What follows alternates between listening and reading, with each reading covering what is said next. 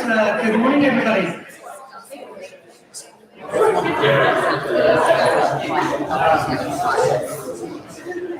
It's so nice to see some new faces as well as some regular ones today. Of course, a little bit of housekeeping. If the fire alarm goes off, just there's an exit here and an exit there. Make sure your mobiles are on silent if you could. And to a reminder that obviously we are live streaming and filming this. So if you happen to have to take a call, obviously do walk outside and take that call outside if you can. Thank you very much. Let's, I think what we'll do, we'll just crack on with our conference. So thank you very much for coming. What's interesting is that why are we talking about the future of arts and culture as a theme here in Somerset? And I think when we look at it, things have really changed over the past decade or 10 or 15 years. And for example, we used to be in the EU. For those that have been in the creative industries as long as I have, for 25 years, you'll know that the EU used to fund quite a lot of the creative industries and the arts. So there's been that change over time. Also, we used to have regional development agencies. And for those that used to work with the RDAs, they did actually have dedicated creative industries and arts and culture officers, which obviously our LEPs don't have anymore. So that's a big change as well. And of course, we then saw the introduction of community interest companies. Back in the day, it was only really charities that could access funding. But once the community interest companies were started, they were considered as not-for-profit social enterprises, and that opened the door for them. And that started in 2005, and now up to date, it's 26,065 CICs in England alone. Interestingly, Creative Innovation Centre, this place that we're here today, when we signed up, I think we were number 2,047 or something like that. So it was really interesting that even 10 or 12 years ago, there wasn't many CICs about. And also, when we think about the way that technology has moved, for instance, the internet back in 2005 was still quite young. Even YouTube had only just been launched. You can see a little screenshot there of the homepage of YouTube and what it used to look like. And of course, in 2010, the iPad sort of got launched. So we were still seeing these changes in technology. And of course, some of us in the arts, we hated austerity, we hated the cuts. But the public perception was that arts and culture was really a luxury, and that the arts were one of the first cuts that we saw when those austerity cuts had happened. But back then, the sector kind of looked a little bit like this. First of all, we had sort of performances and festivals, public art and galleries, and then we had sort of community projects. And then we also had sort of creative practice development, which was helping artists to develop their own practice. And then, of course, there was always an association with tourism, with the arts. And of course, we had exports, which, for instance, might be music, and of course, touring, such as plays and theatres and concerts and that sort of stuff. And basically, 10, 15 years ago, that's what the arts landscape looked like.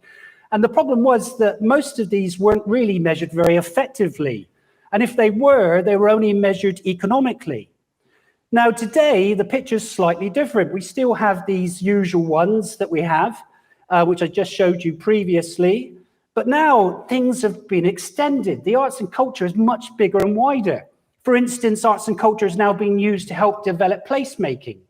That includes, obviously, our communities. We also know that it's associated now with helping build mental and physical health, and how that contributes to helping reduce those particular areas. We also know that there's been an increase in skills development within the creative industries, and how that affects the workforce and how we develop that workforce within our towns, villages, and cities. And of course, we're now seeing high street regeneration as well, as empty shops are now being used again for culture and arts and bringing people back into their town centres. We also know that there's now been a lot more data to tell us how much the economic development of arts and culture is and how it contributes to that in society. We also know that arts and culture can reduce social isolation and loneliness, and that's become a very important part. And we've seen libraries and heritage suddenly grabbing arts and culture and using those in those places, and how they can use arts and culture to develop more audiences and customers. And of course, we also have business development. Some organizations are now getting funding to be able to actually take their arts and cultural ideas and to develop them for commercial markets. And of course, we also have STEAM and STEM. So those that don't know what STEM is science, technology, engineering, and maths. But now they're saying, actually, we should have STEAM, which is science, technology, engineering, arts, and maths, because we know the creative thinking process is really important to any of those particular areas. And of course, we're now seeing the development of cultural districts and also creative clusters, which are happening throughout the whole of the UK. And in fact, actually, Europe is really leading on cultural districts. And if you're a local person to Taunton, for instance, you'll always hear the expression cultural quarter or something of that nature. That's the kind of thing that we're talking about. And of course, we have social prescribing. For those that don't know what that is, basically, you might get an individual who's going to the doctor on a regular basis and perhaps having some kind of prescription medication. And the doctor feels that that's not really helping. They may then just prescribe them to a particular art class or sports or walking or whatever it is, but it's usually social prescribing that as we see coming in. And of course, we're starting to see a push in education, which is ironic, really, because I have to be honest, the government is pulling too many arts out of education in schools. And we know that the arts are really good for creating critical thinking and problem solving. But we are seeing an increase in adult education in the arts, people doing vocational courses, evening classes, that sort of stuff, so we can see how that really works. And then, of course, we talk about social mobility, which is really about allowing people that may be from a low income to try to get that social mobility so that they can step out of that low income and perhaps aspire to greater things within their own lives. And of course, inward investment. For many of you that are in the arts industry, you'll also know that there's lots of funding out there. The Arts Council budget is relatively quite large. We also have organizations like DCMS and other government departments, which obviously give out money depending on the particular programs that they're doing. So we see that as a form of inward investment into the county. And of course, finally, we have environment, where environment organizations are now asking the arts sector, we need to get our message out. How can we use the arts to get that message out? And how can we educate the public about the environmental issues that we have today? So really quite a big difference, isn't there, from 10 or 15 years ago to what we are doing today. Now, I'm going to show you a video now. It's going to be launched next week. It's to encourage a lot of people into the creative industries. It is in a sort of Instagram shape video because it's designed for social media. So let's just play this and just give us an overview of where we are today.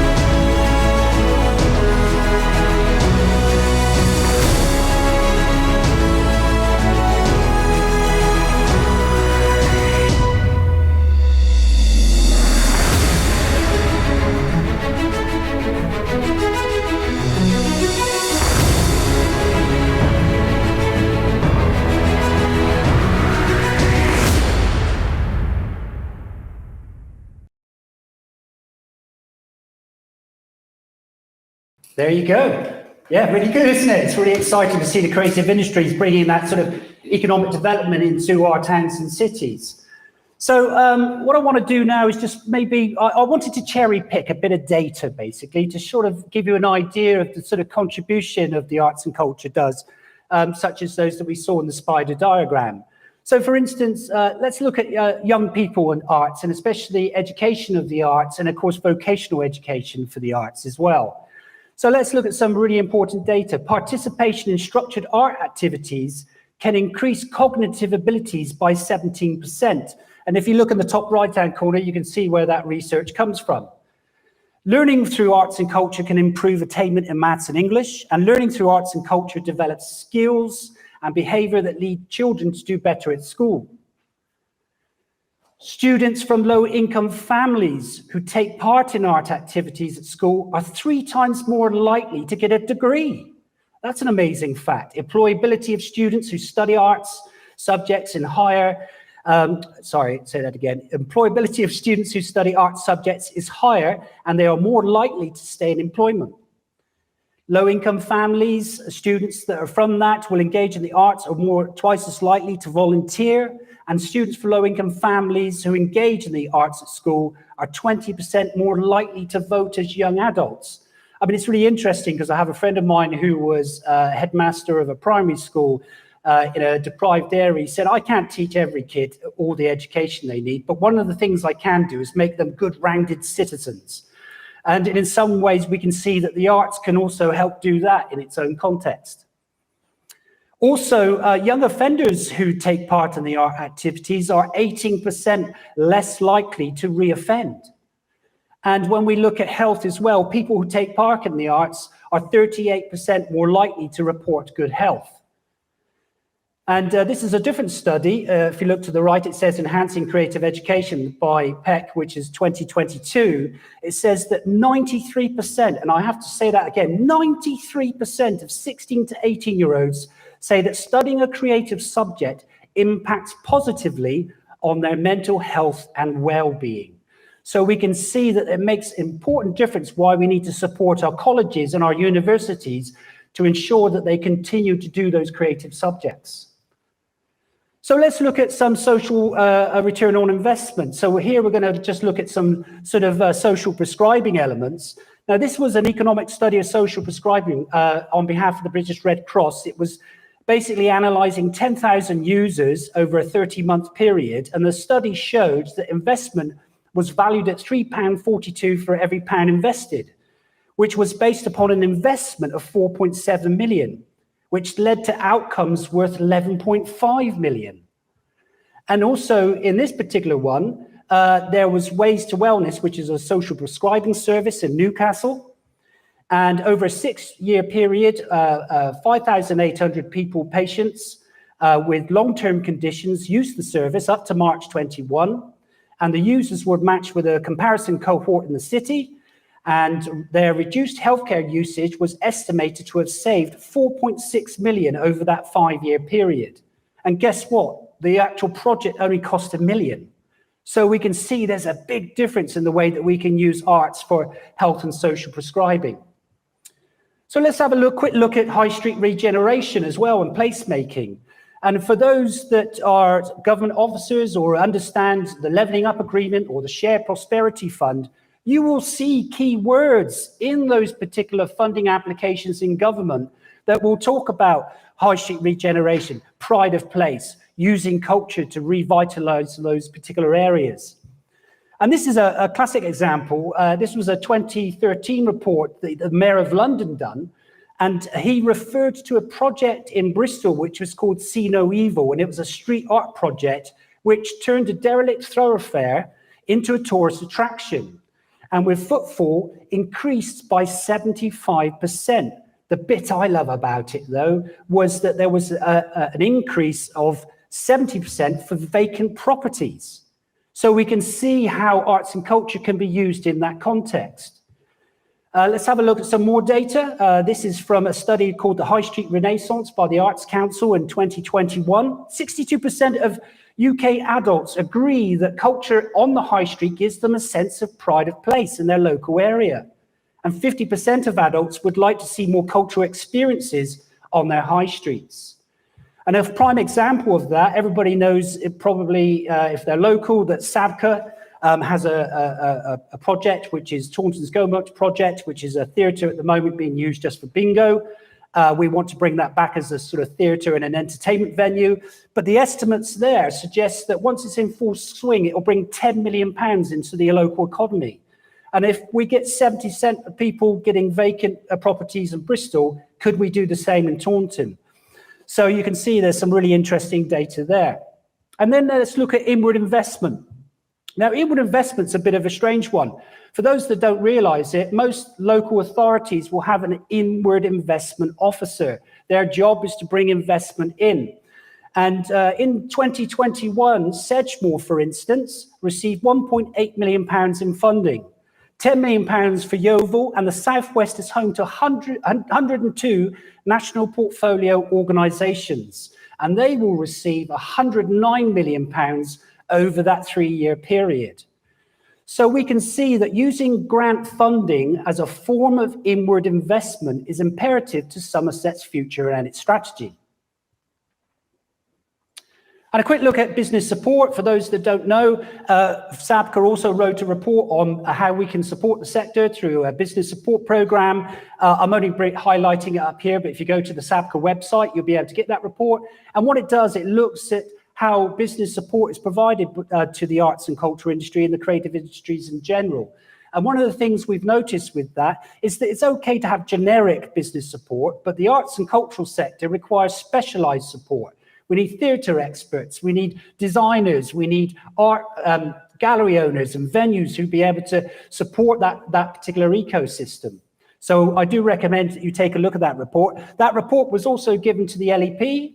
For those that don't know who the LEP is, basically in the UK, we have national government. Under the national government, we have the LEP. Under the LEP, you have your county council. Under your county council, you have your district councils. So you can see the LEP actually is quite important in that particular context. And hopefully we'll be biting at the bit and encouraging the LEP to bring creative industries back into the Somerset and Devon area. Also, many of you might have seen this moon by Luc Durham, the Museum of the Moon. What's interesting is that was actually supported through a business support program. And at the moment, DCMS have one called the Create Growth Program, but he accessed a program very similar to that. I know that he charges about 18 grand each time he does an installation. I think he's been in almost every town and city in the UK and is probably rolling in money now. But that was only possible through supporting his artistic business and giving him the skills and the knowledge to be able to achieve that. So that's just a prime example of how business support can help an artist. And finally, let's look at a little bit of economic value. And this is an Arts Council report that was given in 2019. The arts and culture industry has grown 390 million in a year and now contributes 10.8 billion a year to the UK economy. And the sector contributes 2.8 billion a year to the Treasury via taxation. And this generates a further 23 billion a year and has 3,000, well, you can see the jobs, it's over 300,000 jobs there. So you can see there's quite a lot of impact with the arts and culture. So hopefully that's given you a real good flavour of what the future looks like and how we're actually really making a difference in our society. But of course, there's more changes happening now. And of course, we've now got a new unitary authority that's going to be coming into power in April. And all of the 5 district councils will be replaced. I think we should really say 4 now because it's Somerset, West and Taunton, isn't it? So, because West Somerset would have been separate.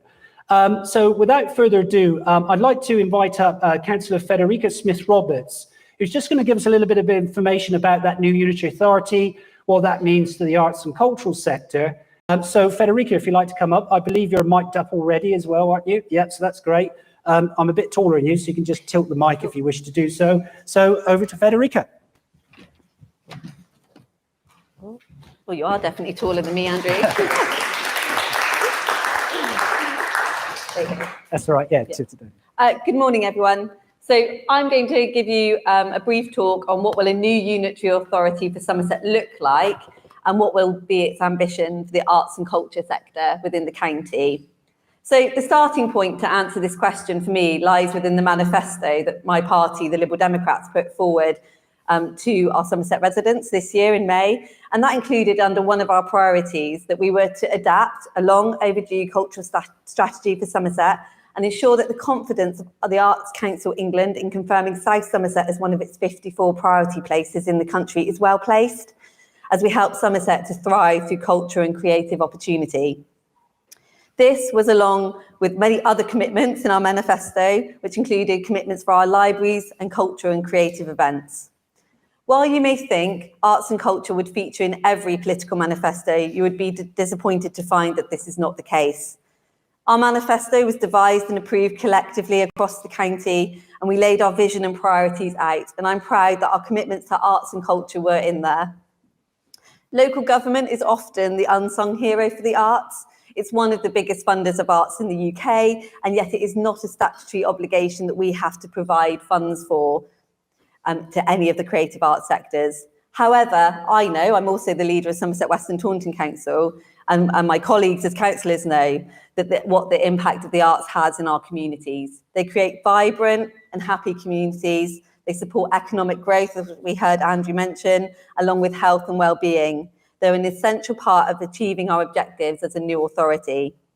The creative arts can also have a unique role to play in supporting many of our statutory authorities as a council, especially around children and young people and our adult and social care, two of our biggest challenges that we face as a local authority. We recognise that arts are an effective and proven way of supporting our communities, residents and disadvantaged groups. In Somerset, the funding, provision and access to arts has had quite a mixed history, something I'm sure many of you in the room know too well. The impact of cuts to the arts budgets in certain areas has led to a lack of funding and investment from national bodies like the Arts Council, which in turn has meant reduced access to the creative arts and less opportunities for our residents. Somerset, however, is at a moment of huge change, and it's our job, or my job and my fellow councillors' jobs, working with our officers to ensure that the change is for the better for the arts and culture sector, and it's ensuring that it's at the heart of that change. We are working through a programme of local government reform in Somerset. It's really not easy, it's hard work and it's taking a lot of time, and it will take more time for that structure and alignment of services to be implemented. Merging 5 large councils into one is certainly challenging. I'm going greyer by the day as we talk about all the challenges that we face, because we really want to put people at the centre of what councils do. However, we are taking advice and learning from other authorities who've already been through the process. Our primary focus is to ensure that as an authority we are safe, legal and compliant come the 1st of April, which is the day that Somerset Council starts. We've appointed a new Chief Executive, Duncan Sharkey, and he started last week. And things are going very well. And we're taking our next steps by appointing our new senior leadership team. And we're developing a structure around that. While some might assume that come the 1st of April, the staffing structure would all be in place, in reality, it will take some time and probably a few years for everything to settle out. Our focus, however, is making sure the changes we make are the right ones, right for our residents. That also doesn't mean we will be in limbo. We are working to ensure that we have business as usual, but we're moving forward in terms of delivery. As a general rule, things don't change until they change. While I cannot give you more detail at the moment as to what that structure looks like, what does arts and culture mean as a part of it, what I can tell you is that there are some really passionate people in place. Myself as leader, also as a lead member for communities and housing, I have Nicola Clark as my associate lead member. And then I have people such as Mike Best, who's the chairman of the council, who currently holds arts and entertainment services at South Somerset. And for many within the Somerset West and Taunton area, I've got Caroline Ellis, who's actually working within education as a lead member. So with all of us, we'll be pulling together to make sure arts and culture are there at the centre. It may be anecdotal, but it is important to note that when I'm speaking to other members, they really do recognise the value, importance and potential the creative arts have on our residents and why our residents value them so highly. With arts so high on the agenda at the point we are creating a new authority, it is for us to carefully craft how we seize this opportunity and moment of change. I hope and believe it really could be a turning point for how Somerset views and is viewed as to how we deliver arts and culture. From that perspective, I hope you get across my passion, but also that you see that arts is in a very strong place. But I do have to tell you that the new authority is facing unprecedented challenges, particularly around the savings that we need to make, which are in the multi-millions of pounds. What we need to do is make those savings, whilst also we've got the cost of living crisis happening, inflation. So our electricity bill alone is £4.2 million for a council. So you can imagine what the cost is with inflation on top of that. We have a national skills shortage in certain areas, or staff leaving, and it's been in the news today, for example, our lack of ability to recruit carers. So all of these things are being pulled together at a central moment. And sometimes it can feel slightly overwhelming to be able to deal with them all. However, for me and other members, while we need to find savings and there will be tough decisions to make, we are passionate about the arts and are keen to explore the role that the creative sector can play in helping to address the cost of living crisis, mental health challenges, challenges within children and adults, tackle the climate emergency, rural isolation, and providing training and development opportunities for our young people. All of that, as well as doing social prescribing. In order to shape our vision and understanding of the roles arts and culture currently play, and crucially could play in the future, I'm delighted that a Somerset cultural strategy is being developed. It's led by South Somerset with input and funding from all the authorities, and it's got support from the Arts Council. I'm excited to engage with the development of that cultural strategy and to discover how and explore how, as a local authority, we can help Somerset to thrive through cultural and creative opportunities. The interest and excitement that I've seen through different workshops that have taken place from councillors, officers and stakeholders is really inspiring and encouraging. As the strategy develops, please do help us to spread the word, especially to those who might be less inclined to engage. There is a huge amount of knowledge and expertise in this room alone, and I hope that you can all feed into that cultural strategy. And I want to hear from you, your colleagues, and anyone else that you know within the sector. The timing of the strategy will mean that it will be one of the first to come forward for the councillors to adopt. Arts and culture is ahead of the game in that respect, in the fact that it will be there as soon as us as a council move forward at one of our first council meetings. And it will influence and then link into the other policies that are being developed. So it will be referenced across the whole authority. While it will help to shape our ambitions for the arts, there are other items that I'd just like to update you on, and I think will indicate the scale of ambition that we have and that we need as a county when it comes to arts and culture. The development of a flagship arts venue for Somerset with the development of the Octagon Theatre continues to move ahead, and the grant of £10 million for the project from DCMS, which is managed by the Arts Council, is a really significant moment for us as a council and as a county. I've been to the theatre, I've been and gone through the plans, and it's incredibly exciting to see that happen and come forward, and how this will be a flagship culture hub for the whole county and complement the existing Ecology of Arts organisation venues across the whole of the area. Linked to this, the application to become an MPO for the Arts Council, whilst that was made by South Somerset District Council, it will be Somerset Council that will become the MPO on vesting day. For all of you waiting on the news of your applications, I really do wish you the best of luck, and I have everything crossed for you. The MPO application is very much focused on unleashing creativity within the area and opportunities and creating meaningful opportunities for our residents to engage and benefit with. I know it will also create creativity for all of you in the room. And if we are successful, and I really hope that we are, this would be the first time as an authority in Somerset would be an MPA. There is much work still to do. We have to have loads of conversations, and it's about all of us here having those conversations together. I stand here as a councillor, but you are all creative, and I want to hear from you because it's by all of you in the room that we get to move forward. And we are really at a moment of change in Somerset. Creating a new council's hard work, but it means that we get to build a future that's created by us at this moment in time. So thank you for your time today.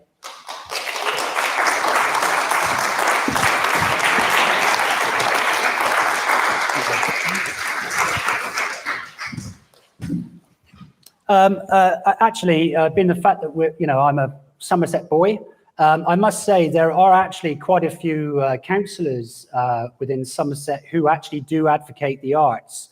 If you asked me that same question maybe 5-10 years ago, my answer would probably be much less. So it does make a big difference. The other thing that's really important about local authority is that they won't always know what you need, what's going on.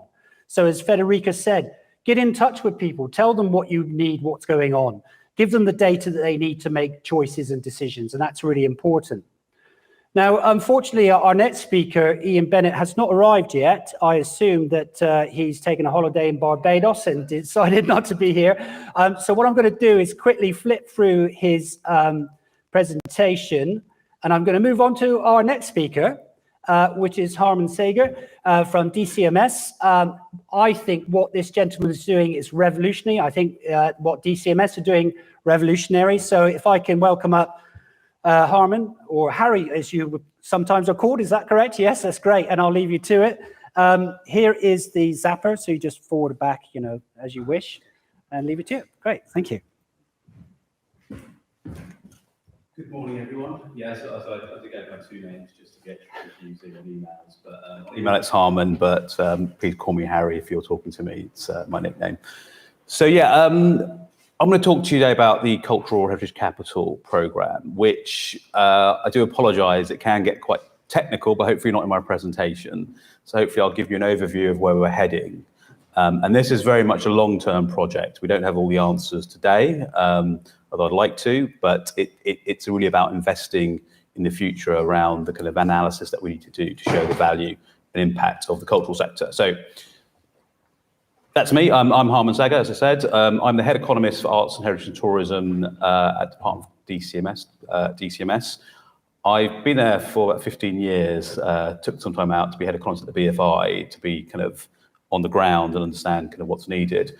But it's been quite interesting. In the last few years, we really have in DCMS pumped up the analytical side of the department. When I started in DCMS, there's probably only 5 analysts. There's over 100 now, working on lots of new things around digital, data, broadband, and about 8 people in my team working on a number of things.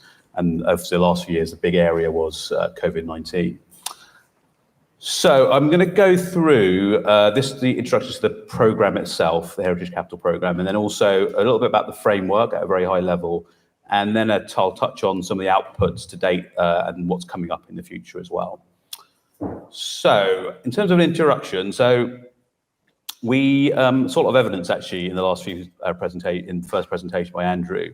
Now, which is all fantastic, and there's some great evidence out there. The unfortunate thing is we at the moment don't have a consistent approach of how you bring all this together for the sector, and then putting all those benefits of society into one place. And that includes the social impact, the cultural impact, and the economic impact.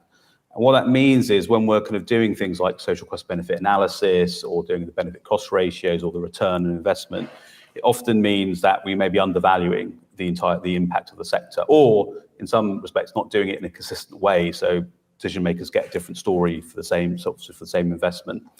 So that's why many years ago we were kind of asked by DCMS to provide a bit more leadership and guidance in this sector. So that's what kind of started the kind of idea around the Cultural Heritage Capital Programme, which any of you are aware of the Natural Capital Programme, probably kind of aware of this concept, is built on very much the same kind of methodology and ideas.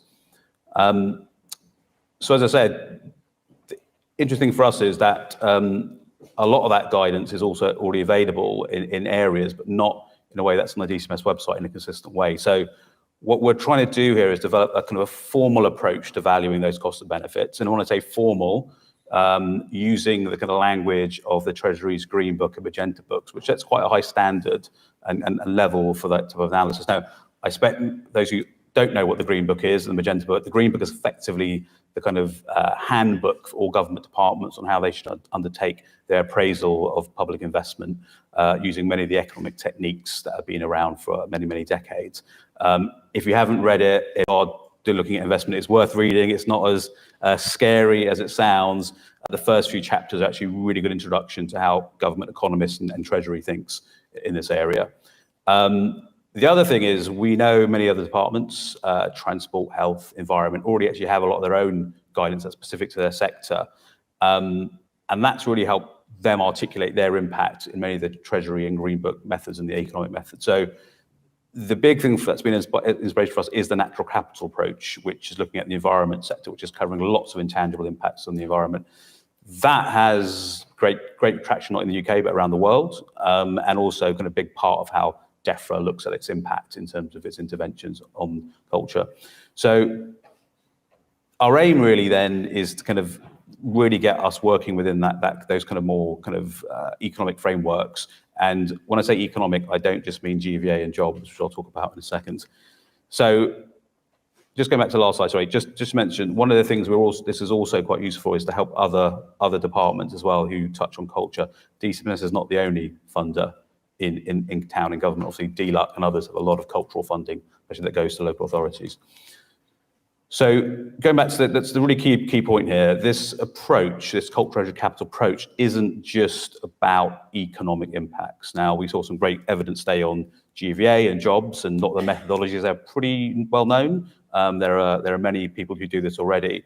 The area that we felt hasn't had a lot of attention in the kind of guidance and literature that we've seen, and how we articulate the impact of culture is on those cultural and social benefits. So it's not just that. This approach is a holistic take on benefits. Now, it's quite interesting. People often think the Treasury Green Book is just about the economic impacts. Actually, it's quite a holistic approach, looks at all the benefits. So in the last few years, you may, if you've seen it, if you haven't, there's a whole new section on well-being and how you measure and value well-being, which is quite a big addition to the Green Book in terms of measuring those impacts and putting them on the same level as GVA and jobs.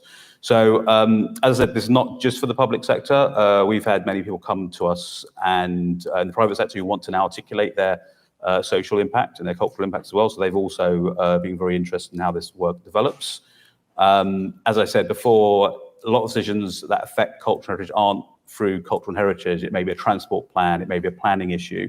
So this is also about making sure when asked to do things like social cost benefit analysis, when you're in that room with planners or transport projects, you can articulate in the same way they are, where they'll have their kind of economic models to explain the impacts of a proposal. So, and this is a really important point. While a lot of this is quite technical and very much based on the economic theory of valuation methods and social cost and using social cost benefit analysis, it's really important to say that this is only one part of how decisions are made. Now, I don't have to tell you all that in this room. Many decisions don't just have fit through the numbers. So this is just one part of how decisions are made. So this sits there with expert opinions, qualitative studies, political decisions, narrative approaches. So we're not just saying this is the only thing you should use. We're saying this is part of your armory to help you kind of make that, articulate that impact, also help you make decisions. But we know in reality, and it's the same with a lot of the guidance we have in terms of business cases, that there are many things that go into making that decision. At the moment, we find that the area of looking at trying to value those cultural, social benefits and economic benefits probably isn't kind of articulated well. It doesn't have a consistent approach that we'd like to be on par with all the other parts of government that make those types of arguments. So I think that's quite an important point, because people think this is going to knock out everything else. It's not. It's just part of your armory of making decisions. So I will go into more detail what the CHC program is and what it actually means in a second. But just in terms of what this covers, this could cover a whole range of things. And what's quite useful to coming into discussions like this, you'll be able to tell me actually where you need this evidence and this type of approach as well. So a lot of things that we do in government will be on big cases on building new museums or extending museums, expanding, maintaining them. Some of you probably know there was a big part of the last spending review which had a lot of money for maintenance of museums, one fund for local museums with an organisation with Arts Council, and a quite a large one also for the national museums that the DCMS looks after. Also about protecting, a big area now is digitising. How do you kind of show the value of digitising and the digital work that organisations do? And also designing incentives such as tax reliefs and things like that, and developing legislation. So there is a kind of range of issues that this could be used for, and this is not an exhaustive list at all. So just going to end on this section, this work that we're doing in terms of trying to value culture and heritage is not a short-term project. Many of those who've been in the sector, many people have tried this before, but often it ends up kind of running out of gas, or we don't take it far enough because we don't look at a long-term horizon, because a lot of these things are very, very difficult to kind of achieve. There are many debates we've had about, how do you measure some of the intangible benefits of culture? So that's why we are also taking a multidisciplinary approach. While it's economics-led in the sense we have to use all this to fit into the economic methodologies, actually a lot of the work we're doing is bringing in social scientists, arts humanities researchers, heritage scientists to help kind of create that basis for how then you convert that into these kind of more economic valuation methodology. So we've just done a really big piece of work, which we'll publish quite soon, with a number of different disciplines to help us scope out this work and understand what are the areas and issues that we need to overcome to make this a reality. So big R&D push on this, and it'll be a mixture of academic work and commission research. Also, work from everyone in this room, which you can feed into us, that will build up our own kind of knowledge and information and evidence, because we are a small team, so we have to rely on the goodwill of others to kind of help us along with this. So the other really important point is we want to prioritize what you need as well. So we kind of know what we need in cases that we come into government, but we want to make sure it actually works for you. So where decisions are being made, for example, one of the areas obviously was the theatre being built recently. Actually, if that's an area where you need it, then that's where we'll try and prioritize the evidence that we're creating as well. And that's where we're trying to think about what comes out of the Levelling Up Fund, where those gaps were in terms of how people put their applications in and where we can provide more evidence, which I'll talk about a bit later on. So the framework itself. So I've kind of teased it, but I haven't actually told you what it is yet. So I'll talk about that now. So last year we published this document, which was published in January last year. It's our first iteration of the framework, and it sets out the ambitions of the program. It's very high level, hopefully readable, hopefully it wasn't technical. So we try to avoid that, but this is really the launch document saying, what are we going to do, how are we going to do it, what are the problems of taking this approach. This will get iterated over many years as we build up the knowledge and we build up the understanding of what we're trying to do. So that was out there, but what this set out was a framework, again, very high level, and the idea and the way that, the same with the natural capital work, is effectively it's a systems approach. So effectively what we're looking at is a set of cultural stocks. They can be intangible, they can be physical assets, which then create a flow of, which have services, which then create a flow of benefits, which then feed back into that kind of stock of value. So, and there's things like pressures and interventions that affect that system. So that is very high level, and it probably looks very simplistic, which it isn't. And we, as some of you know, one of the biggest issues we have is that you have to break this down. And that's been one of the challenges of the sector, where no one has really, well, often theories of changes and stories of changes where people break that down, but having that into a systems approach is a very different approach. And as I mentioned, this is kind of exists already within many of the capitals work, including natural capital.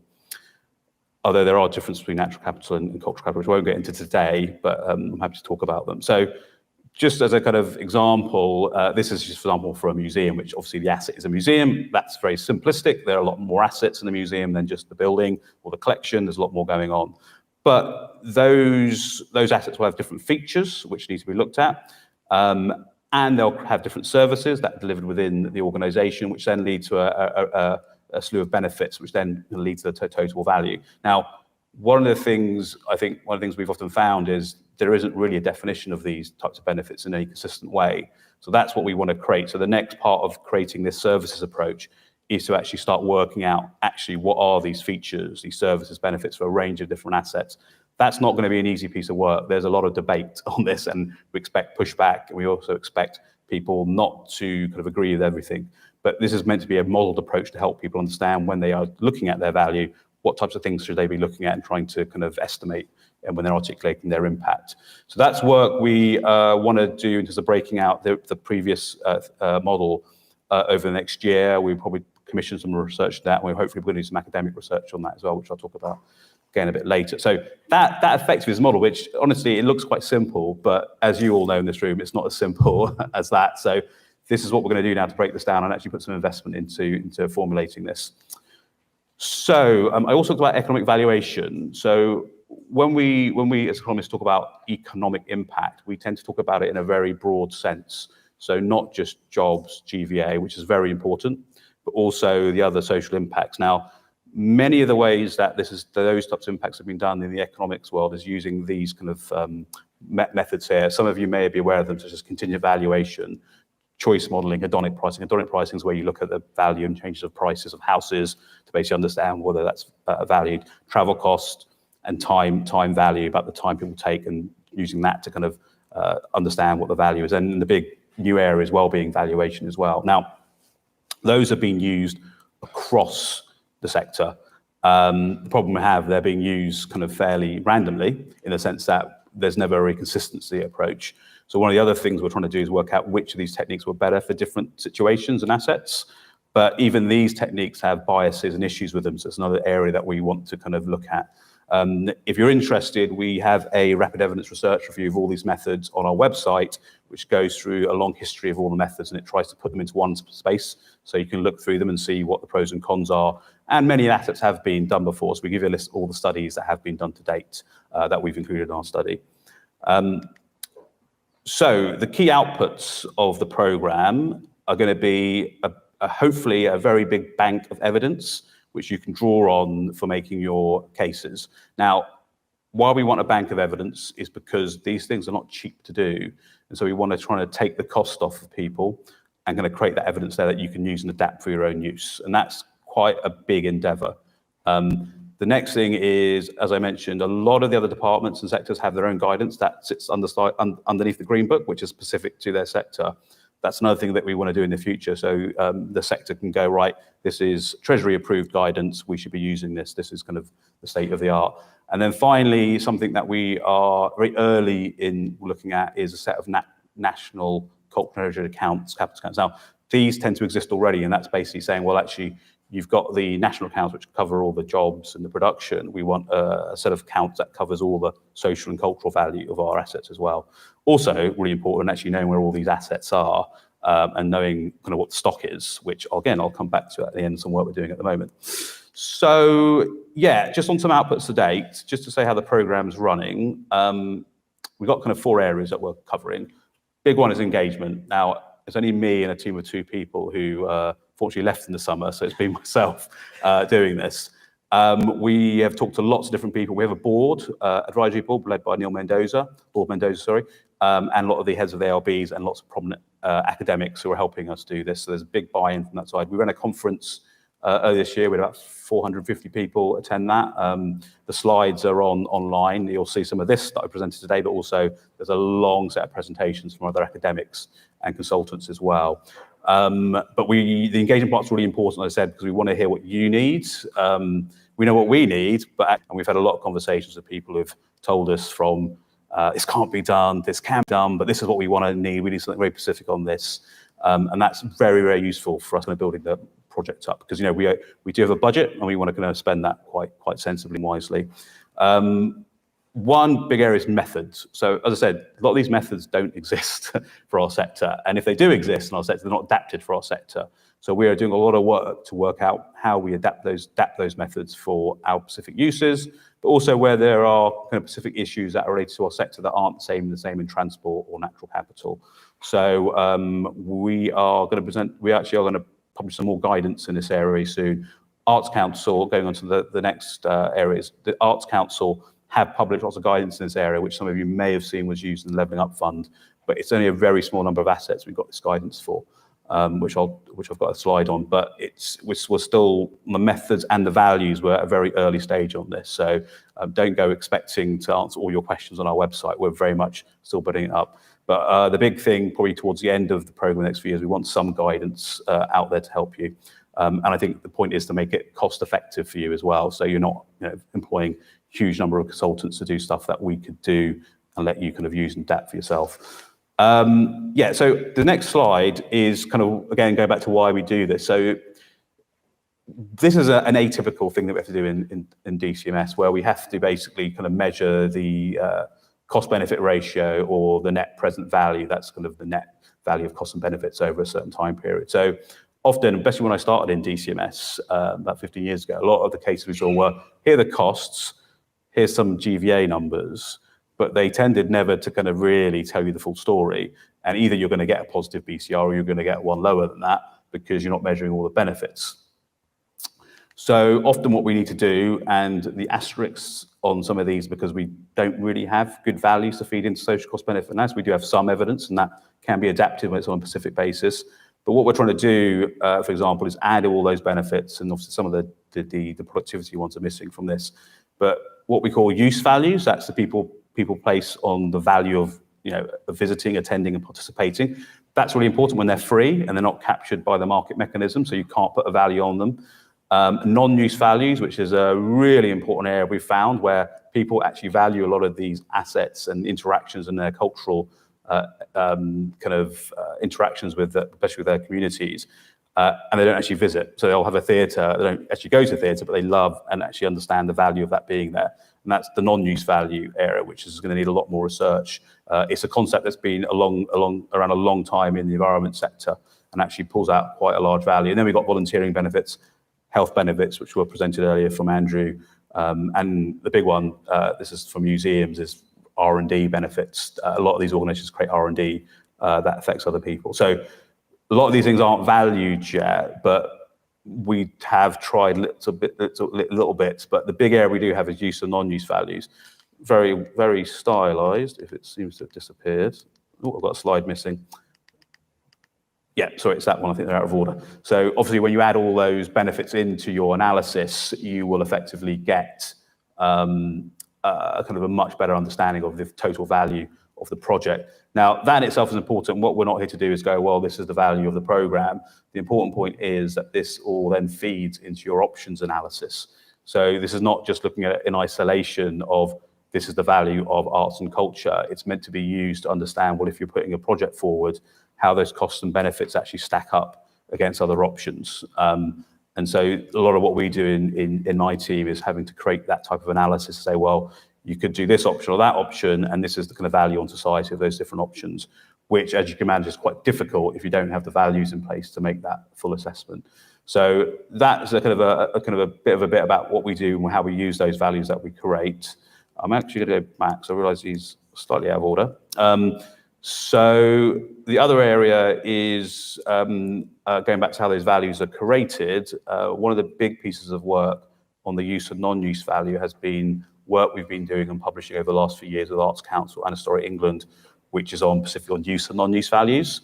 So if those who've gone to the Arts Council website, you'll see that we have use values and non-use values for regional and local museums, galleries and theatres. And that kind of made its way into Levelling Up Fund guidance, technical guidance for Levelling Up Fund 2. And those are benefits you can add in addition to employment, GVA, land value uplift prices, etc. that are already in the guidance.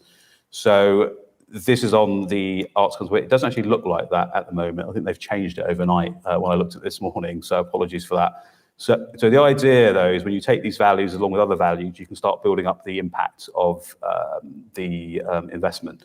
So this is an example that was created by Symmetrica, Jacobs and the PEC, which basically looks just at that visitor and non-visitor impact, specifically on use and non-use value. So what they've done, you'll see in the blue, is they've estimated, in this case, this is for theatres. So a lot of theatres charge, so that should also be in the analysis. But in this case, this is looking at the value to a household beyond just the price they're paying for the ticket. And that is the community outreach those theatres do, a lot of the community impact that they have. That is then times by the number of households in the area. That's based on the people who've said they value that theatre being there, which then is times by the £11 to give you a £2 million figure. The £4.32 is the non-use value, so people who didn't even go to theatre valued, households valued the theatre being there, which again is times by the households, number of households in the area, and that gives you a value of the non-use value. Now, it's quite important to say that the non-use value multiplication aggregation still has some issues because we're still trying to work out actually what is a non-user realistically. It comes out in the survey, but it's very hard then to scale it up in different regions in the country. We did this about 10 years ago for a national museum, and you could say, well, the non-use is the whole country because it's a national museum, but that starts to have problems. So that's another area of research we're going to do. In any case, this brings out, just for the value of these two types of benefits, of 4 million. And the example that's in the publication did use a real example of a theatre and actually worked out, actually this was much more than the annual cost of running that theatre that was using the example, which kind of shows that impact it has, as well as adding all the other information that Andrew kind of put out today, such as the jobs, GVA impacts as well. So, yeah, so there are challenges to that, as I mentioned. There's a lack of a lot of the data in those products. There's a robustness on some of those measures as well. And there's issues of double counting because some of these are quite black box. How much would you be, how much do you value the local theatre or the museum? We haven't really worked out why they're valuing it. So a lot of the work we're doing now is to actually break down what they're valuing, so we can see whether we're double counting, whether values such as health values or any other well-being values we might bring in. One of the big areas is marginal value. So what I mean by that is a lot of the values are base values, and the problem is if you use a base value, how does it change when you're doing something new? So we're doing some work at the moment, which we publish soon, we hope, which is trying to take a value that we did for the National Railway Museum, and instead of saying do another study on your value to see what changes, we've actually gone, right, let's use your usual in-house kind of resources, such as audience insight teams, and basically stack up the new options that they've got and get them to rank and scale them. And then we basically use that rank and scaling, push it back onto the original value, which then allows them to change the original value, which we had, which was, I think, about £7 for users. What that means is it's much cheaper than doing a new contingent valuation study, which can cost £50,000 to £80,000. This allows you to do it with in-house rules. Now, it's worked out quite well so far. It's an R&D project we did, and we hope we can publish soon. There are issues of how this applies to the non-use values, but we think that's an early start where we can create a bank of values for the sector, and they can adapt them for their own uses. That's our plan. And finally, what's coming up? So as I said, we've got two research projects coming out. One on the value of specific changes in museums.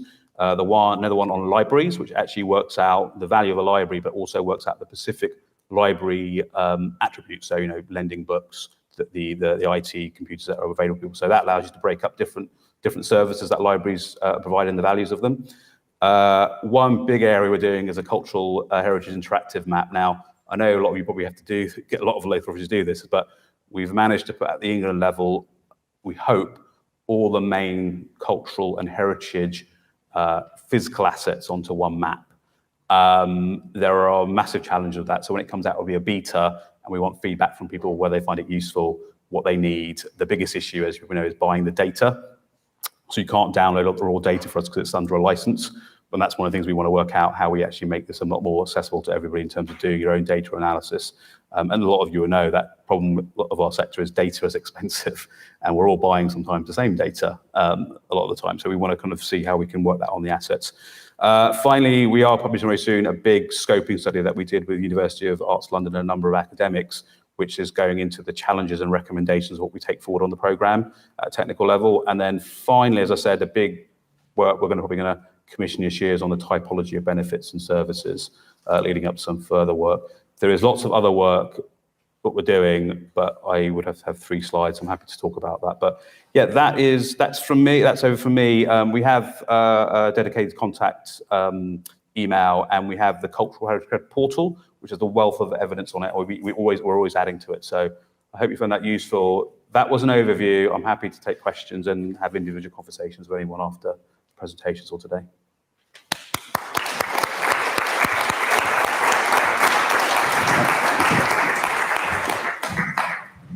I have to say, I think Harman's going to be my newest buddy from now on. The reason being is because it's really rare to have an economist to actually look at these particular values and non-values of arts and culture. So it really is quite revolutionary.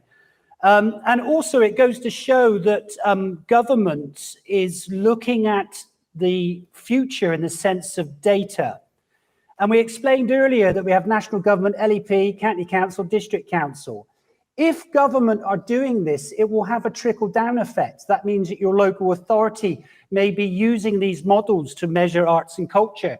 So we know that that's where the future lies. I do suggest that if you just type into Google Cultural and Heritage Framework, go to the DCMS website. It is an interesting read, give or take that some of it is quite academic. The other important thing here was that when he showed the model, the existing model, where there was a sort of deficit of 15 million, and then using the new model, which kind of showed a positive of 390 million. So you can see there's quite a contrasting difference. With that being so contrasting, you can understand why it's so difficult to create these frameworks and models for economists such as Harman. The other thing is that I quite liked what he was talking about when we looked at the Arts Council's website with the Heritage and Cultural Capital example, and about how they might use even data where people actually don't go to the theatre, but they appreciate it within their communities. And so that has a value as well. So you can see there's quite a lot of differences in between. So yes, yeah, you're my new buddy. That's basically it, really, in a nutshell. And sorry if I got your slides mixed up as well. Anyway, I'm pleased to say that Ian is here now. We were a little bit ahead of schedule, so blame me, Ian. It's all my fault, trust me. Let me just go back if we can. Here we are. Right. Okay. So without further ado, I'm going to introduce you to Ian Bennett from the Fifth Sector. The Fifth Sector, the organisation that's been commissioned by all the district councils here in Somerset to develop a cultural strategy for Somerset. So Ian, if you'd like to come on up. I'm going to bring my colleague Lara and Lara. Well. Sorry, I didn't know it was a duo, but you'll have to share the mic. Double the value. Just advance. Thank you. Great, lovely. I'll leave you to it. Great. Thank you very much. Good to see you all. For once, I'm want to just step a bit closer to the mic. Yeah, thank you. For once, I'm coming to the stage with the less nerdy set of slides with numbers about the sector, which is a real treat for me because normally I'm the nerd with the numbers, so that's great. I'm Ian Bennett from the Fifth Sector. This is my colleague Lara Ratnaraja. As Andrew said, we're carrying out the research into a cultural strategy for the new Somerset Unitary Authority.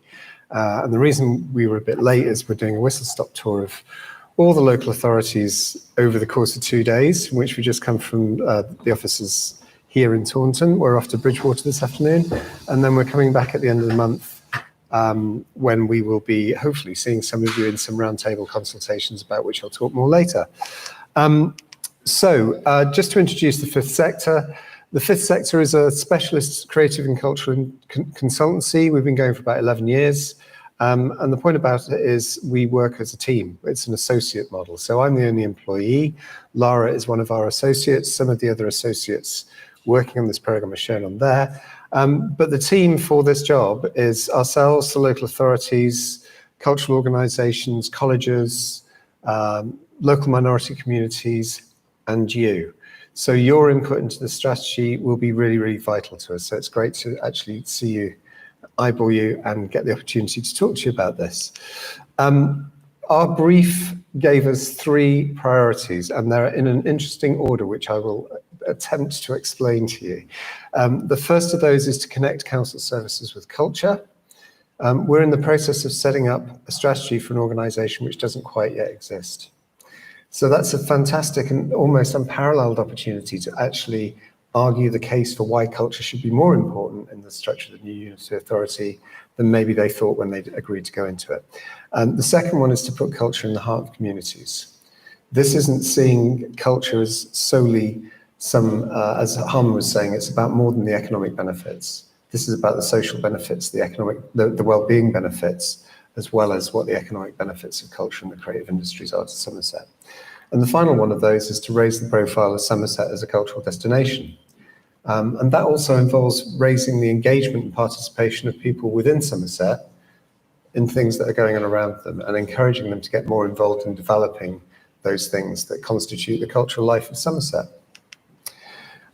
So we're going through a process of mapping arts and cultural heritage. It sounds like Harman's slides again. We're going about it in a parallel way. We're not going with the full hog of CHC in the way that Harman set out, but we will be collecting a lot of the same data. So his comments about the difficulty of downloading stuff from the new interactive map, I was really taking on board there. But I think what this makes the point of is that Somerset's already got a rich and diverse cultural offer. It's just not all gathered together in one place and communicated consistently. And we also know, and we've had it reinforced to us, boy have we had it reinforced to us as we've gone round, how much Somerset loves a festival. So that particular manifestation of culture and communities is clearly alive and well. We're here to dig a bit deeper and find out what the other manifestations of culture and communities are and to celebrate and amplify those as well.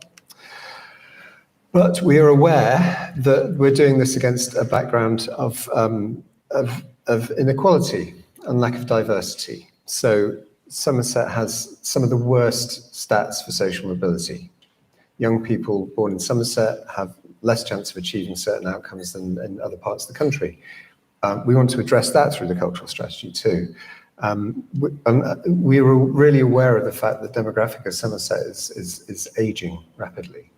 And if young people aren't given some encouragement to develop skills and opportunities here and continue to leave, then that picture will continue to get exaggerated, and that will cause real problems to the council in the future, as it struggles to provide transport, social care, and a lot of other services to the population. So there's a direct relation between culture actually keeping people here, keeping people in jobs, keeping people engaged, and keeping people healthy. So we're thinking about all those dynamics to culture too. I'm going to swap at this point and ask Lara to talk about this because she knows more about it than anybody else on the planet.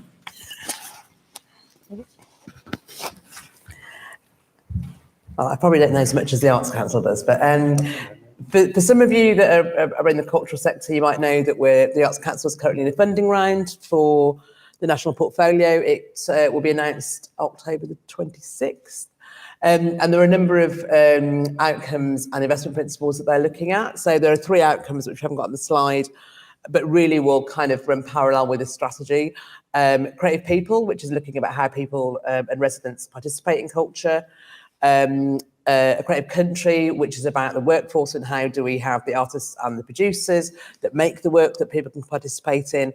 And also cultural communities, which really aligns with this strategy when we look at what are the partnerships that we need to have in a place to deliver culture. And that isn't just about arts organisations or local authorities, but that's looking at voluntary organisations, health and social care kind of organisations, looking at charities and how we deliver culture in partnership with lots of other partners in areas of priority and need. And there are also 4 underpinning principles which will look at the strategy through that kind of lens. One is about ambition and quality. Probably won't talk about what the word quality means. I think it means lots of different things to different people, but really about ambition of culture for everyone that either takes part in culture or produces culture. Dynamism, which is looking at how the sector can become more financially resilient and how it uses digital technology. Environmental responsibility, especially around climate change and how we look at that in terms of the cultural sector. But the really underpinning one for the Arts Council and for culture in general is looking about how inclusive and relevant it is for all of the people that we want to make sure can participate in culture. And that can be across ethnicity, gender, age, gender, sexuality, faith, across and particularly I think socioeconomic groups. So there's a kind of cross-cutting theme and intersectionality of diversity that we're going to address in the strategy.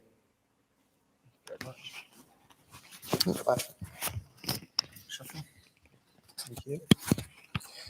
Try not to drop this now. It looks so easy to get on when we did this before. And it's not. Okay, I'll just hold it. So we're going to move on to talk about this slide. This is the nerdy numbers bit, and this is about identifying some of the economic benefits. It really doesn't want to go on again. Let's try this again. Because otherwise it's going to be distracting. And it goes. Yeah, it's there. Right, so we looked at what the current creative and cultural workforce was, and we looked at it in a number of different ways because unfortunately, we're not big fans of national statistics. It's really difficult saying this in front of Harman, actually. I'm feeling really exposed. But I'm sure that he would acknowledge as an economist and statistician, the sampling methodology for establishing how many creative businesses there are, and particularly how many people work in them, has got some room for improvement. So what we're showing here is an attempt to bring some other data to bear on the situation. So on the left-hand side, on the black background, what you're seeing is 3 things. So one of them is the growth in employment as recorded by national statistics, which is kind of important. So the shift from the yellow line, which represents employment in 2015, to the green line, which represents employment in 2020, so immediately pre-pandemic, represents the growth in employment in creative industries as it's recorded in national statistics. The orange block is the other thing that we brought to this, which is a method that we've used across the country now. This is actually using LinkedIn as a massive sample to try and understand what employment in the creative industries looks like. So just to give that some statistical context, there are 286,500 economically active people in Somerset, the stats tell me. Of those, over 109,000 have a LinkedIn profile. So this isn't some kind of weird minority sport. It's a significant part of the population. And of those, 9,500, so about 9%, have a registered creative occupation or skill. In this case, it's occupation. We haven't even started digging down through the skills thing yet. So how we do that to try and make it more intelligible, because we take lots of different industry codes from LinkedIn, so from animation through museums, libraries, photography, publishing, writing and editing. And we group them in particular creative supply chains, which is what you can see there. So working from the left, the first one, creative content, is around film and television content, games, publishing. So basically it's creative intellectual property which is delivered at a distance. The second one of those is creative experiences, which is creative IP delivered in person. So that's attending something, it's about theatres, it's about museums, it's about festivals, libraries as well come into that. The third block, which is the one where we see the biggest discrepancy, which I'll talk about later, is in creative originals. And that, as the name suggests, is people making stuff. So that can be fine artists. In Somerset's case, it can be particularly arts and crafts makers. It's also photographers, fine art photographers, and people making fashion and apparel. So the posh handbags that we keep getting told about is within that sector. The fourth one is creative services. So professional services like architecture, advertising, marketing, graphic design would all come into that bracket. And marketing is an important one here, because when we look at digital, you'll see there that unlike all the other ones where we've recorded far more people through LinkedIn, in this one we've recorded far less. And that's kind of because we deliberately restricted our definition of digital to include only those people who are actually writing software. So we're going right back to the original reason why digital was part of the definition of creative industries in the first place, which was people are doing something creative with software and focusing on just that part. So why does that discrepancy appear? I'll work from right to left now, having worked from left to right. So why that discrepancy appears is lots of the people who are working in digital marketing in functions like design are actually working for companies which are registered under a digital code at the company's house. So their employment gets lumped in with all the other digital people. They're not actually, they're designers. So we think they're providing a creative service, and we've included them with services, which is why the services bar is so big as well. The creative originals point, though, is remarkable. We've done this now everywhere from Tees Valley across South Yorkshire, Wakefield, Derby, Liverpool, Grimsby. We've done it in all parts of the country. This is the first time that we've ever seen any results like this in craft particularly. So national stats for craft suggest there's 20 people working in craft in Somerset. Now, I think there might be more than 20 people working in craft in this room, frankly. But actually, when we look at LinkedIn, there's over 1,300. And that's only the people who are treating that as part of their professional money-earning activity. We suspect there's many, many more hundreds and probably thousands of people in the county who are producing craft in some level, either as a hobby thing or as a part-time income that aren't registered here. So that's a really huge marked opportunity. So that's our picture. We're starting from a baseline that there are 60% more people in the creative industries in Somerset than the government thinks there are. So that's a good case for investment. On the right-hand side, we looked at the business space as well. And again, if we compare what we can see in Companies House now to the last published national stats in April 21, there's a difference of 550 companies. And the particular differences appear in creative content. So that's that film, TV content, and again in creative services. So there's real growth happening here. That's what this picture is telling us. And also that the sector is structured in Somerset in quite a distinctive way. And if you're trying to make the case for investment, you need to know what you're investing in. So this is actually a fingerprint of the sector that hasn't previously existed. Sorry for that long diversion on stats. In terms of putting this strategy together, as I said at the start, we're working in a very unusual and kind of privileged position. We aren't working to a specific directorate mandate. So we're looking to define the ways in which culture can improve people's lives in Somerset. And we think there are some kind of principles behind that in terms of how that should engage. So social engagement and cultural engagement, but also skills development and building capacity in the sector itself. So in the businesses, in the venues and the institutions that support culture, and in the ability to produce cultural activity across Somerset as well. And through that, the three kind of cross-cutting themes that we're focused on at the moment are around equality, diversity, and inclusion, around physical regeneration. So, you know, where does the physical asset need to be strengthened and made more resilient? And also, as we said again at the start, opportunities for young people.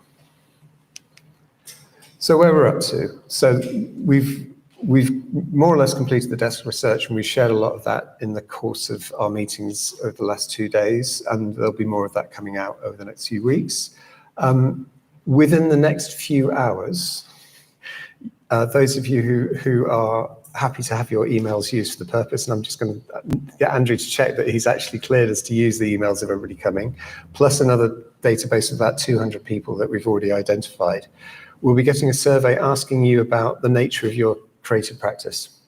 So what do you do? Who do you do it with? Where do you do it? What are your markets for it? And a bunch of other questions besides. That will really help us to understand what the service needs are of you as a business sector. And there's also, at some point, probably the start of next week, going to be a residence survey going out, which is asking people about what do you engage with? What do you like doing? What other kinds of things would you like doing? Where'd you go? How far do you travel?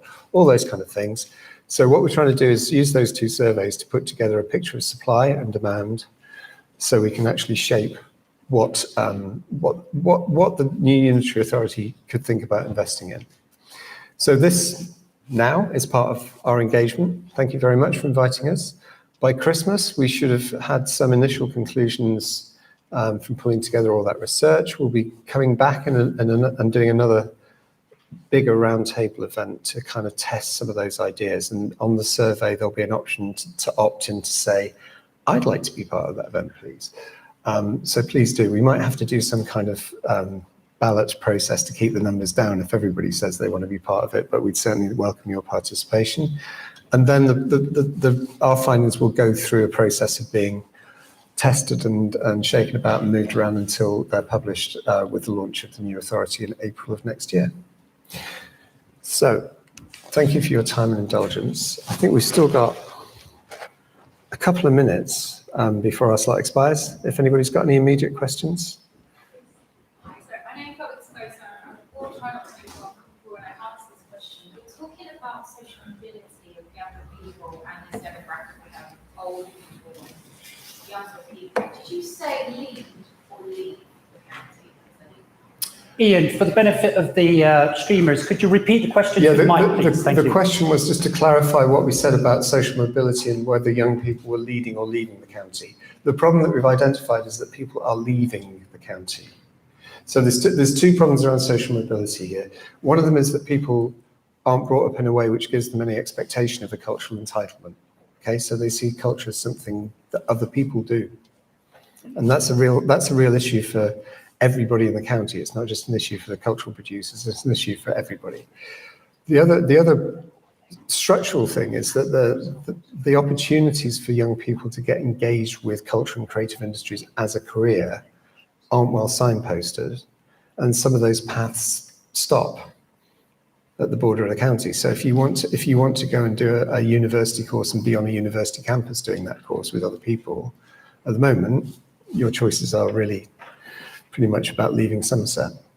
So we're looking at what other kinds of provision might come in place. But before we get to the university graduates, actually the people who think about university have got the least problem because they've already overcome the most significant hurdles in terms of social mobility.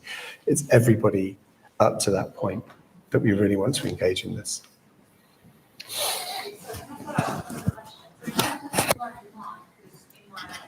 Survival business reasons, I'm trying to figure out if I'm going to survive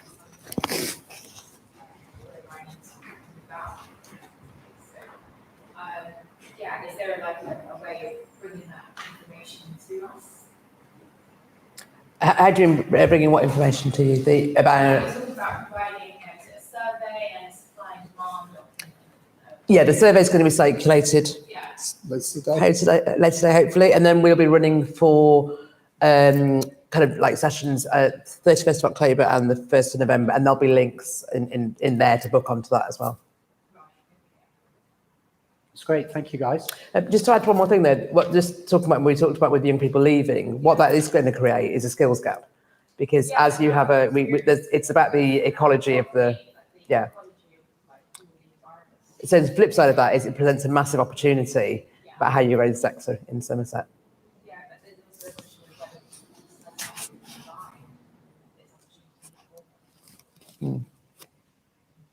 Okay, great, thank you very much.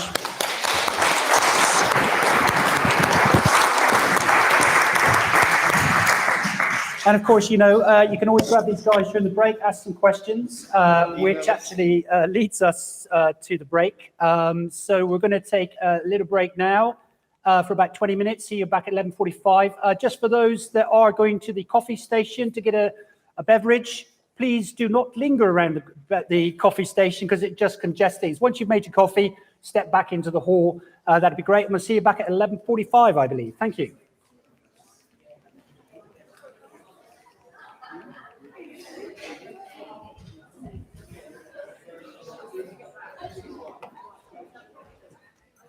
How to do it, and they weren't kind of equipped for it. So there's a lot of learning around HR and sort of marketing as well, as movement towards digital kind of happened for some organizations. So that they're the kind of like key takeaways from the organizational findings of the study. So this is a kind of breakdown of the CRF funding, as I mentioned. So as you can see, core cities and also London got the most per head, as we kind of expected. But what was also interesting is that sort of cities like Manchester really benefited from this, and I'll go into a little bit of detail of why that was in a few minutes. But this is just to give you a kind of like breakdown, really, of what was sort of happening and what we found. Yeah, I'll move on. And this might be a bit more useful maybe by region. So as you see, the Southwest got 9%, which is kind of, but actually this illustrates the Greater Manchester kind of moment and what they managed to do. So they managed to get 12% actually of this fund, and I'll sort of come on to that now. So what was really interesting about the Greater Manchester kind of case study that we did was that as a combined authority, it actually managed to come together in a way that was different to a lot of other places and mitigated a lot of the initial shock. And part of that is that it had a really good cultural strategy, but also parts of the government and the actual cultural ecology were kind of linked up. And it's this linking that's really important. So it had, so Manchester Greater Authority, combined authority, cooperated with 10 district councils, and they had a long-standing political engagement in the contribution to arts and culture already. And actually, it was part of their real priorities. And they had this kind of cultural leaders group, which they established, which had been going previous to the pandemic, but really came into force. And it's again, it's one of these kind of networks that we found. So Manchester itself as kind of like is sort of 33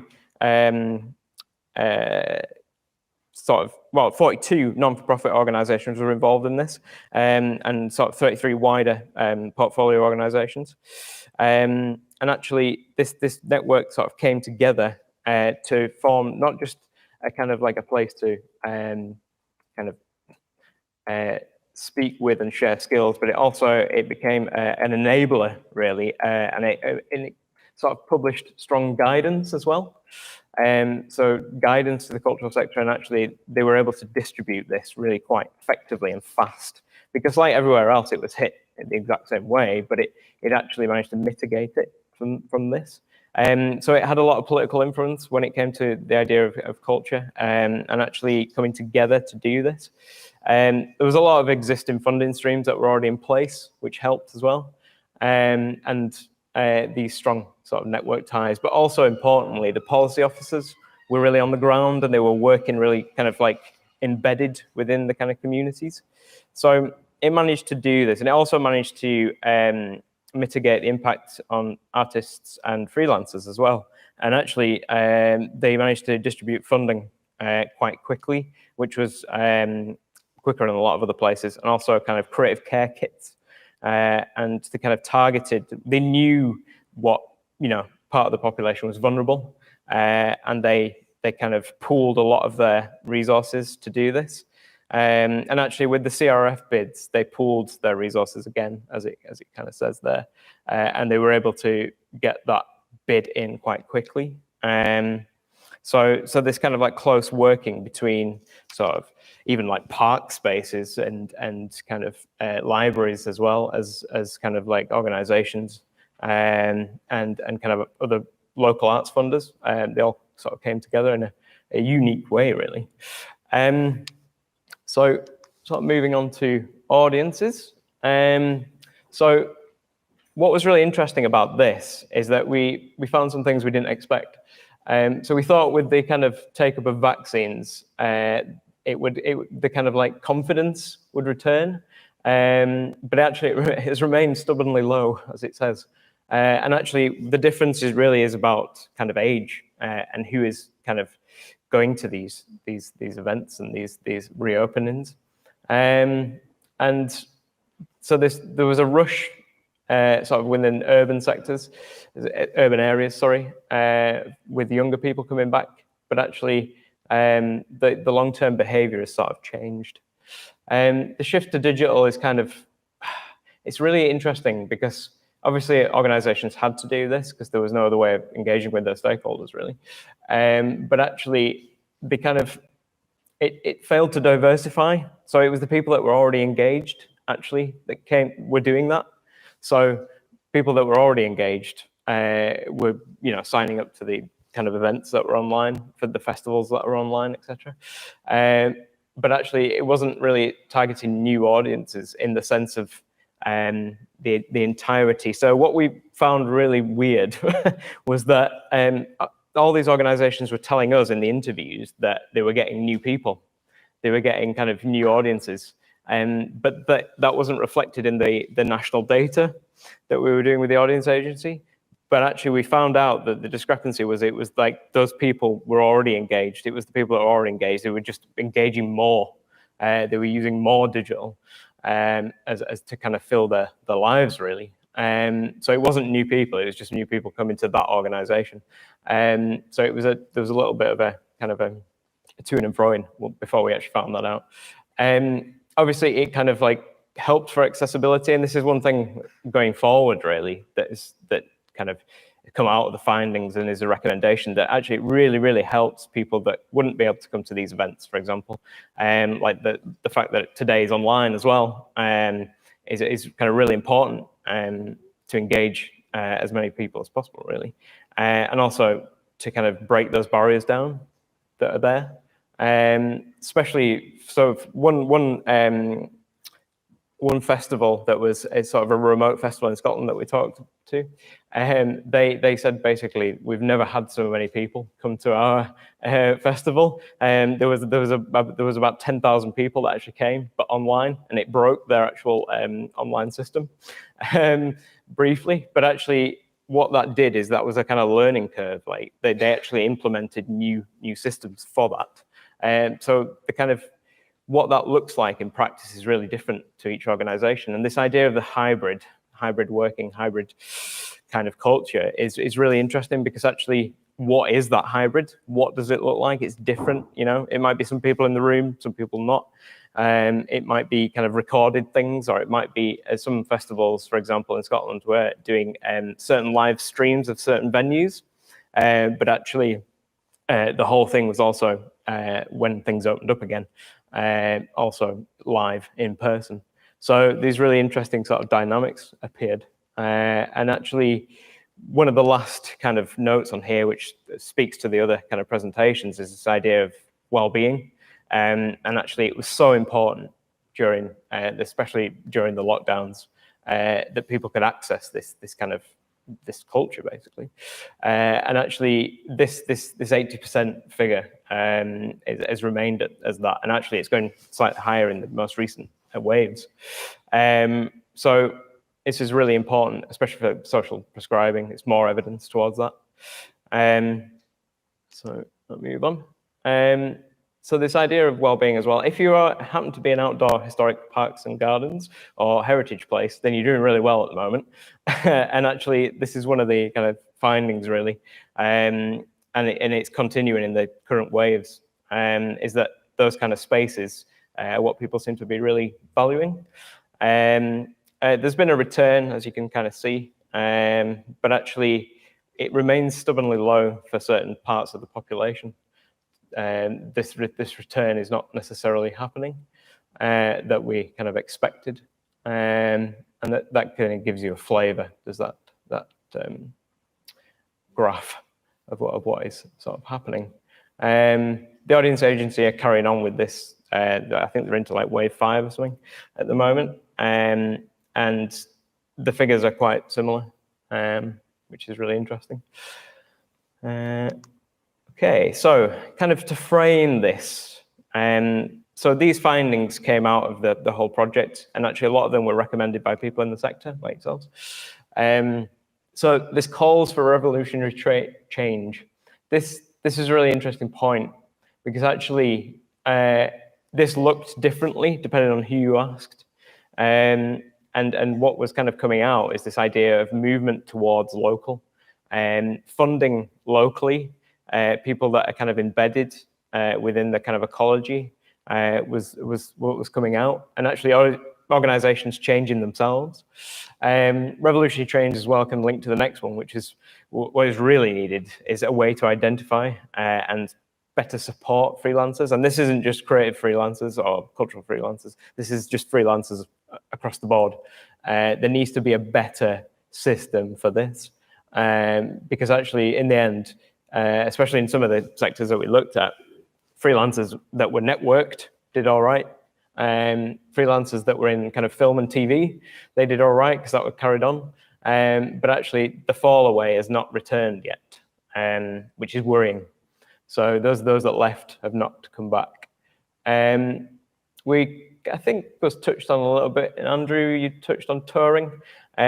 So models of sustainability are going to be needed for this. We saw with the pandemic a really interesting shift where, as things opened up a little bit, producers and promoters had a backlog of acts, for example, in music, that were kind of well known and kind of already established, taking up a lot of the slots, and actually people that were sort of new and starting out weren't getting any gigs, and this became quite a problem actually, and across the whole study we kind of found this. Obviously sustainability going forward with things like kind of with the UK leaving Europe, there's been real issues around kind of visas, and actually new ways of doing this need to be established.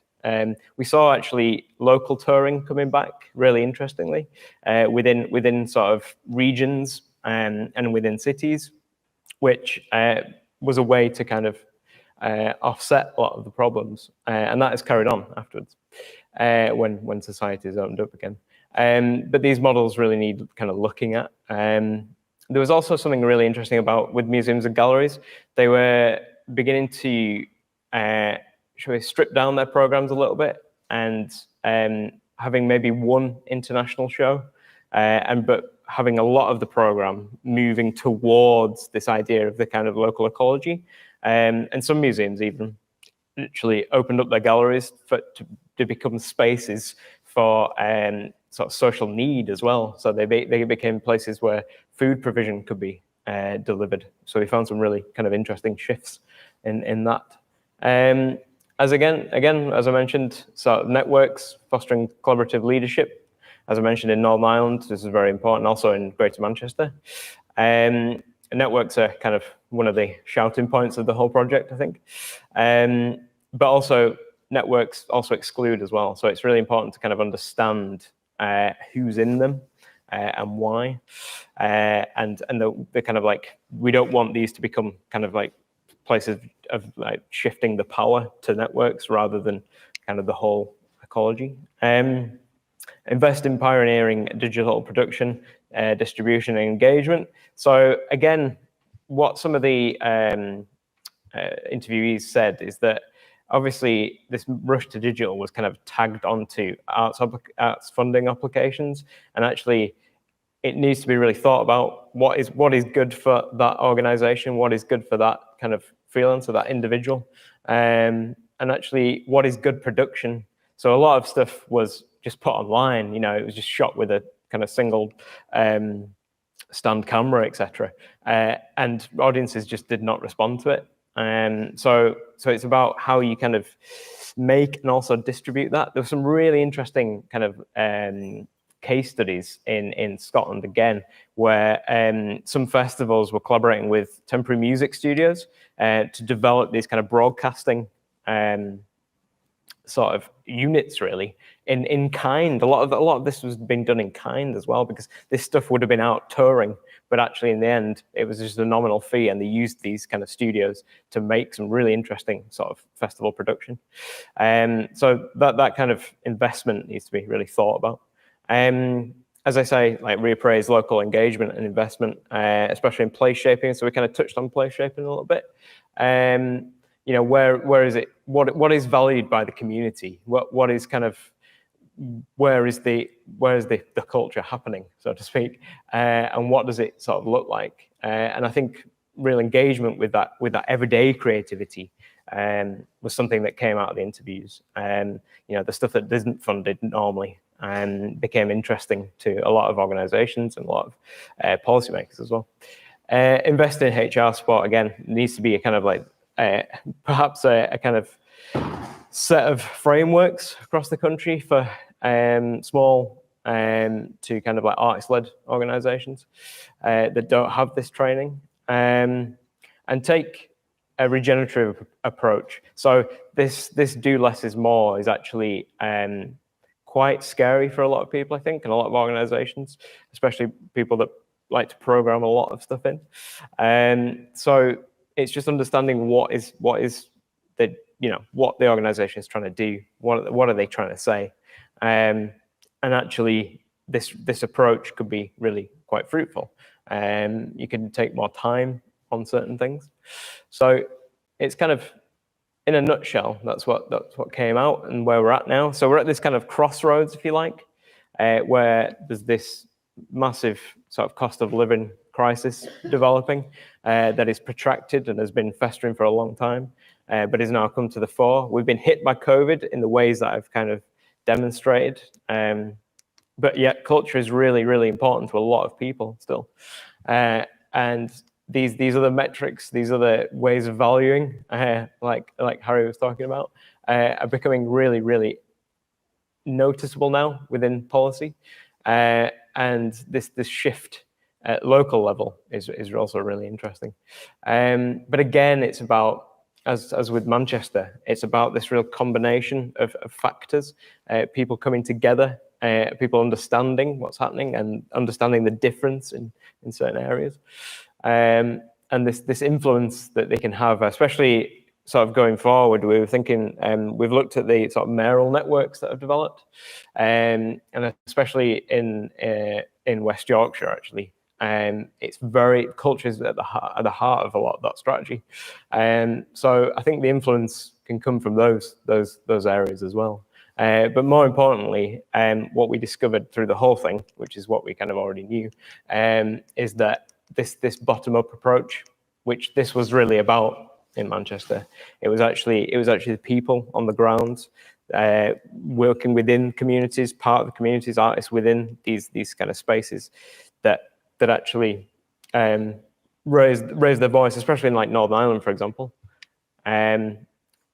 What we really discovered there, and what was really important, is this within place, understanding what that is. So I'm going to wrap up now because I've been told to stop rambling.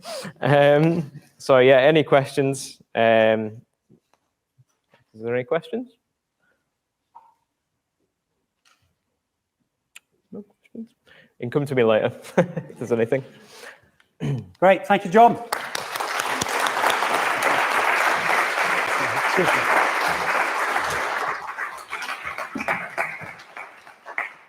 So you can see some contact details there if you wish to ask John any questions, or you can grab him while he's having his sandwich.